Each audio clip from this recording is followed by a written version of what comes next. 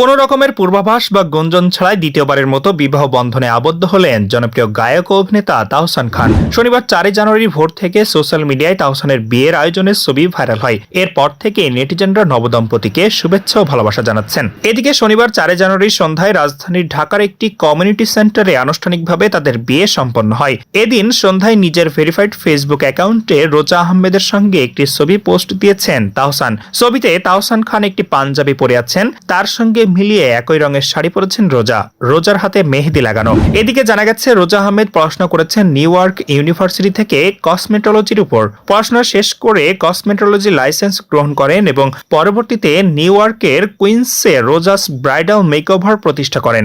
রোজা 1 দশকেরও বেশি সময় ধরে বাংলাদেশ এবং মার্কিন যুক্তরাষ্ট্র উভয় দেশে ব্রাইডাল মেকআপ আর্টিস্ট হিসাবে খ্যাতি অর্জন করেছেন। এছাড়াও মেকআপ শিক্ষিকা হিসাবে তিনি নারীদের প্রশিক্ষণ দিচ্ছেন এবং অনেককে উদ্যোক্তা হতে সাহায্য করেছেন।